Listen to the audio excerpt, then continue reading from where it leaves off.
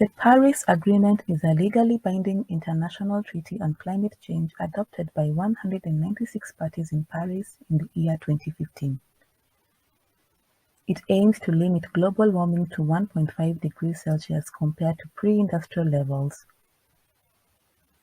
The agreement provides a framework for financial, technical, and capacity building on climate change. However, there are capacity gaps in the global south that hinders achievement of the Paris Agreement and climate-compatible development. In this context, the African Center for Technology Studies has developed a demand-driven climate action training program intended to address these gaps. The course on climate finance is intended to enhance knowledge on innovative financing instruments and access to local, regional, and multilateral funds. The climate finance module will focus on a number of topics. One of the topics, we have fundamentals of climate finance, which basically will introduce the learners to the introduction to climate finance, the evolution of climate finance over the years.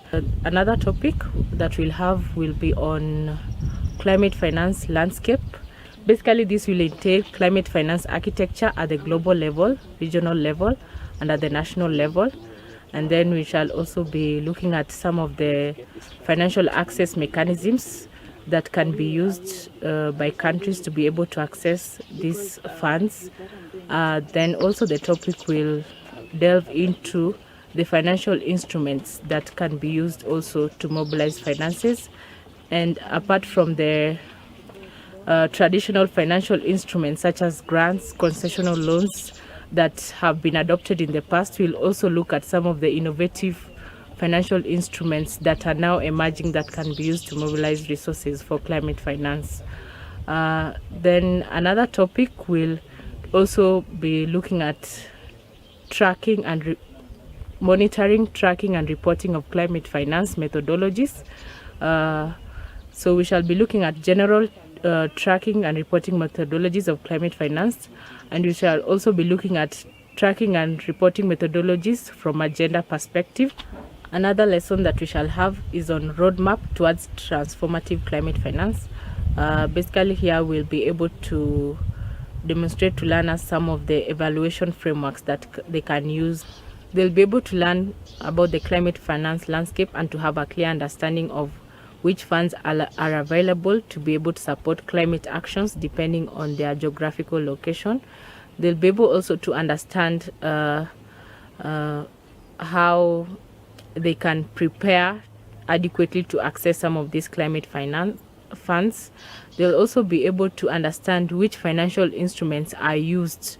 Existing climate finance tracking systems in Africa and across the globe, they're really not inclusive in terms of tracking of climate finance that are really targeted to to gender aspects. This has reduced resource mobilization for gender aspects in the climate change space, and therefore there is a need for people to be trained, or rather to be explored to different pathways or different systems that can be used to track both climate finance as well as to track gender aspects or gender-related climate finance. Existing climate change frameworks, or rather climate change policies in globally and even regionally, it really recognizes the double mainstreaming of climate change as well as gender. And there's pronounced efforts in terms of incorporating gender into climate actions, but there is little communication or even transparency of how gender has been incorporated in the climate finance space. Therefore, this course is very, very critical, whereby it exposes you to understand all these dimensions, all these systems that can be used or can also enhance transparency.